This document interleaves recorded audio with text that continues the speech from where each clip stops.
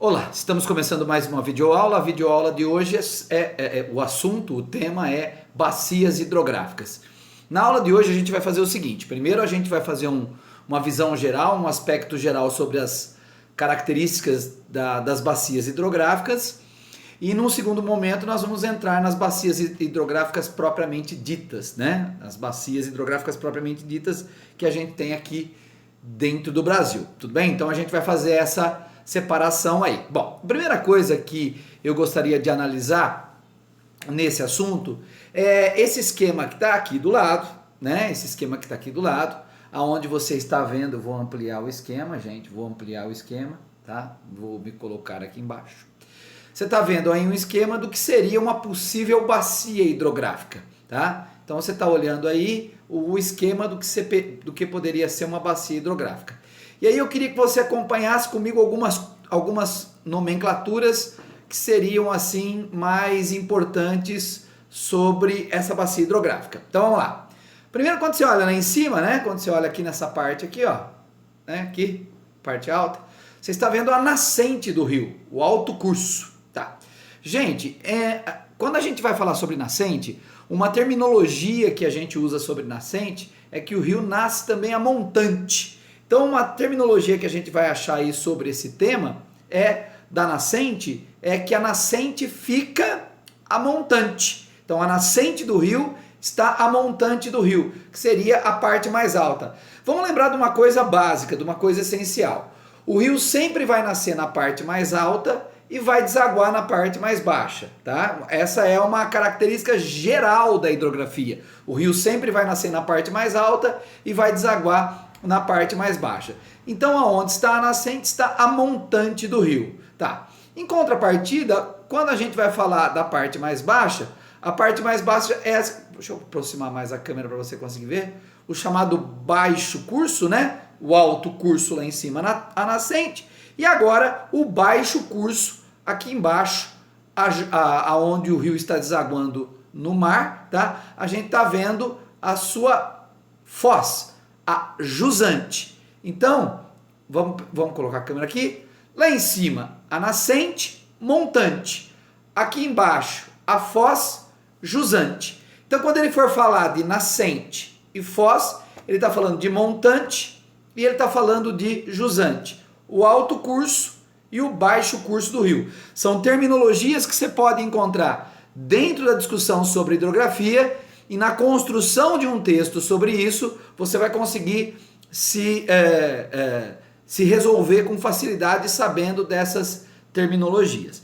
Uma outra coisa que é importante é a gente saber o que seria a margem esquerda e o que seria a margem direita desse rio, tá? Para a gente determinar a margem, para a gente poder determinar a margem de um rio, você sempre dará as costas para a nascente. Dando as costas para a nascente, você determina, ao dar as costas para a nascente do rio, você determina nesse rio o que seria a sua margem direita e o que seria a sua margem esquerda. Porque afinal de contas, você vai determinar a margem, o que é margem direita ou margem esquerda, dando as costas para essa nascente, tudo bem? Então, sempre para você determinar o que seria a margem de um rio, você dará as costas para a margem deste rio.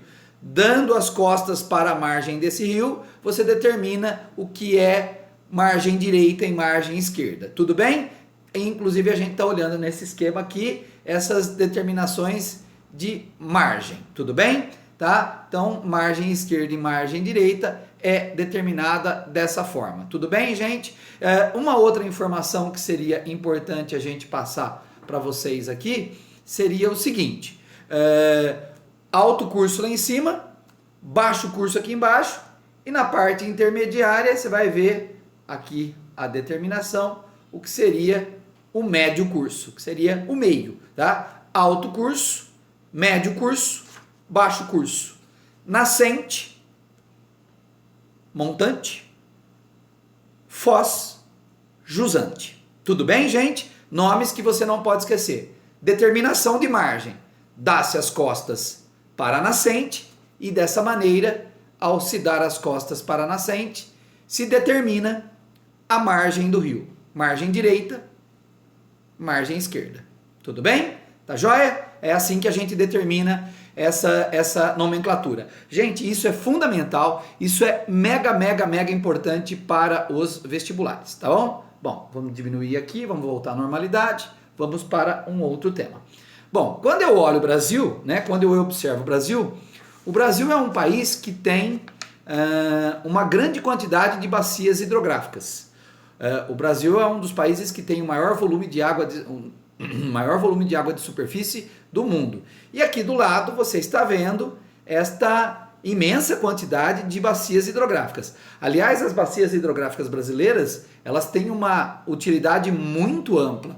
Então, quando a gente olha essas bacias, elas servem para navegação, para irrigação, para abastecimento de água, para pesca, para produção de energia elétrica. Aliás, no Brasil, a gente vai usar muito a hidrografia do país, os rios do país, para a geração de energia elétrica. Então, nós temos uma grande quantidade de bacias hidrográficas, temos uma grande disponibilidade de água de superfície. Essas bacias têm múltipla utilidade, porém, um fator que vai se destacar muito é a questão de gerar energia através das bacias hidrográficas. Tudo bem? Então, aí a gente está vendo o mapa das bacias, tá? Bacia do Amazonas, vou até ampliar aqui para vocês terem uma noção. Vou pôr aqui maior, gente, ó, tá? Vou pôr a câmera aqui.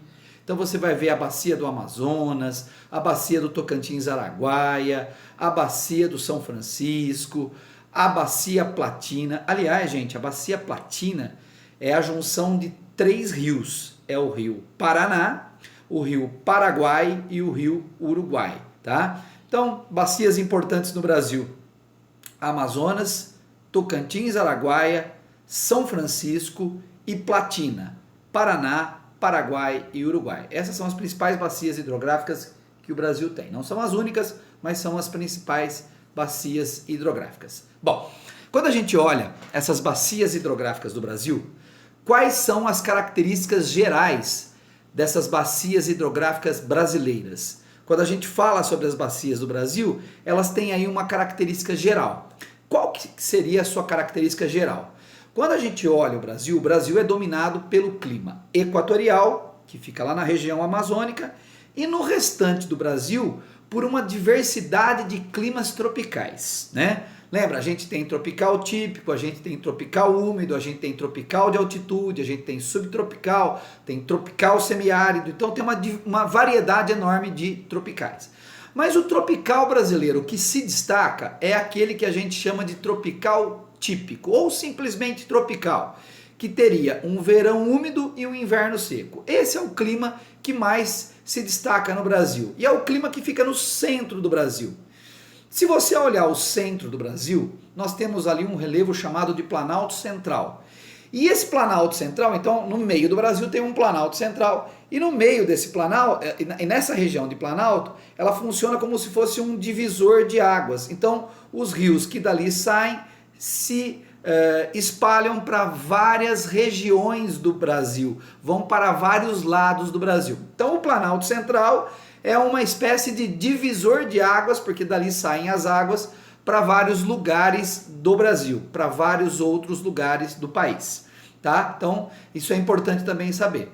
E como aquela região é uma região de divisão de água, vai água para tudo quanto é lugar do Brasil, porque é o Planalto Central, o plano mais alto central, seria uma tradução mais ou menos assim, tá? A gente tem ali o clima tropical com 2 estações bem definidas. Como é que é o clima tropical ali? Você tem ali um verão úmido e um inverno seco. Então, como você tem ali um verão úmido e um inverno seco, isso vai determinar na questão nacional do Brasil, isso vai determinar a característica dos rios do Brasil. Então, quando a gente fala de característica geral sobre os rios brasileiros, a marca que fica é que os rios brasileiros são de regime tropical, ou seja, com 2 estações bem definidas, verão úmido e inverno seco. Então, essa também é uma característica que é importante marcar do Brasil. Lembrando que o clima equatorial, que é aquele que está ali na região amazônica, pega boa parte do Brasil. Mas, como as águas saem essencialmente do Planalto Central, a gente vai ter a marca desse regime tropical,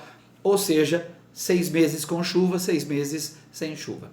Bom, uma outra característica dos rios brasileiros é que esses rios brasileiros eles são perenes. O que significa rios perenes?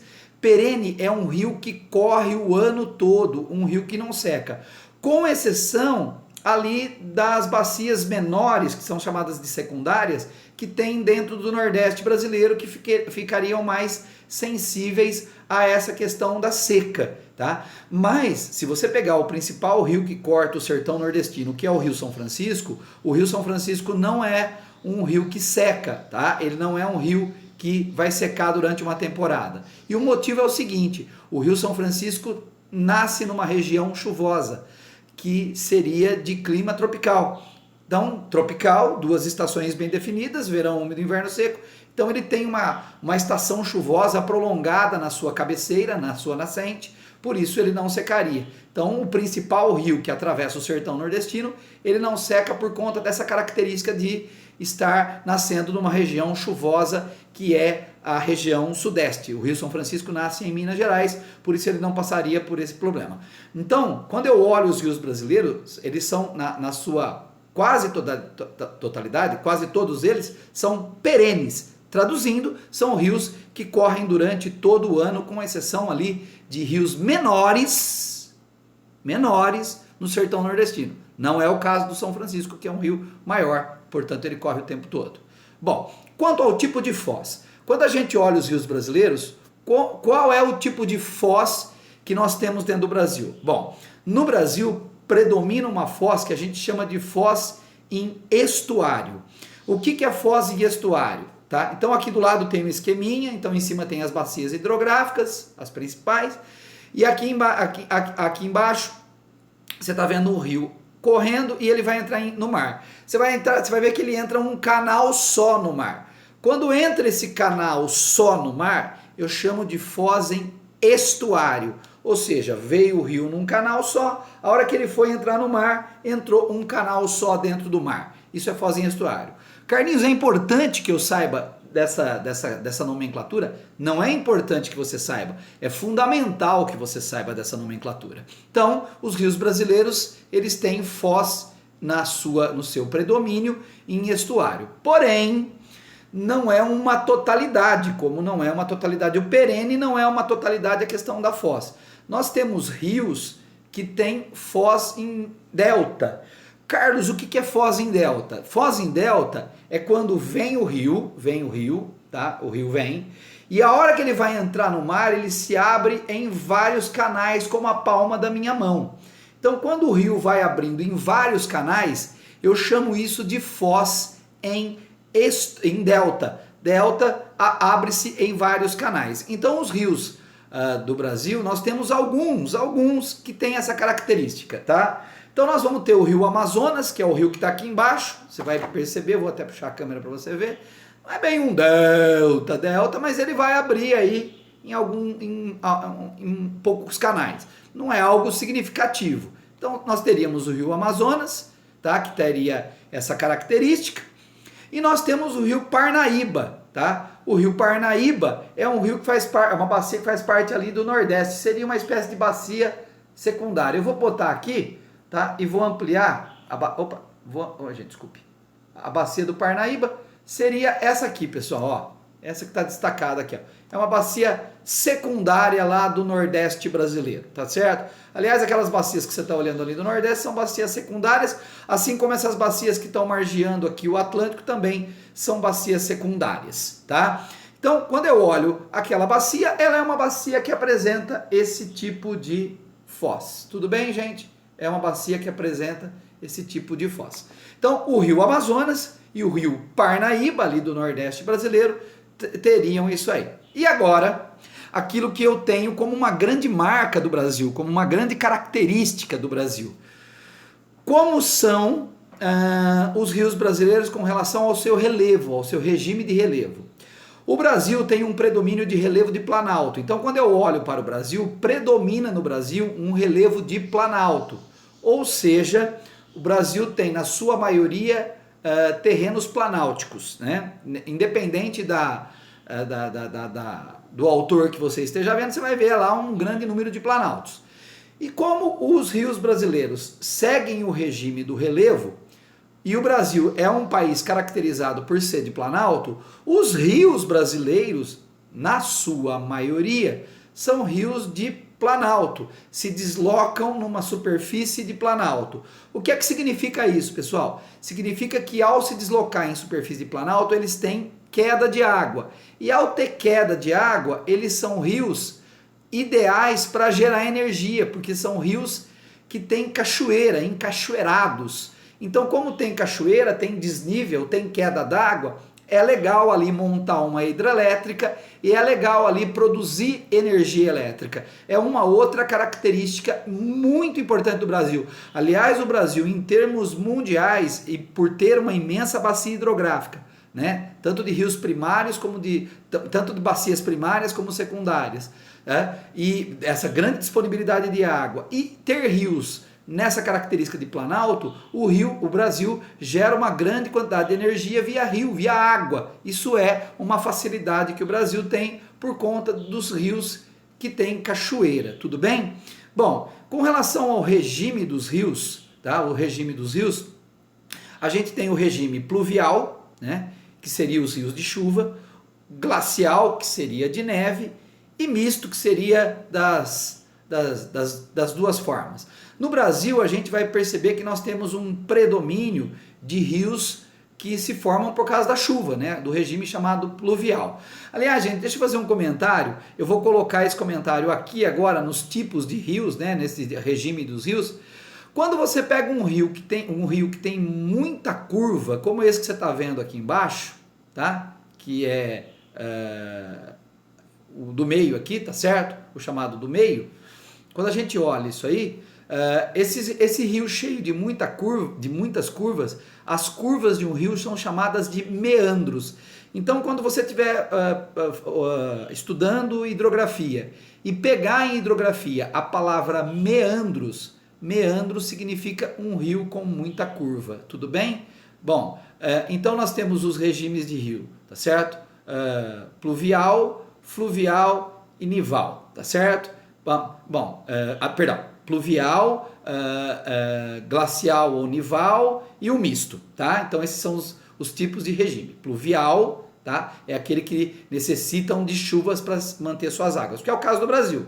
Depois você tem glacial, que depende do derretimento de neve, né? Não é o caso do Brasil, no aspecto geral o Brasil não tem essa característica, tá? E o misto, que seria com neve e com chuva. Então, como nós estamos numa região tropical, nós não temos essa característica, tá? Então, repetindo os tipos de regime, tá certo? Pluvial, glacial ou nival, que seria de gelo, e o regime misto, que seria dos dois. Então, no caso do Brasil, é mais o regime que necessita de chuvas, seria o primeiro. Tudo bem, gente? Então, está esclarecida aí essa parte da característica dos rios brasileiros. Bom, ficando por aqui, a gente se vê numa próxima aula. Valeu, moçada!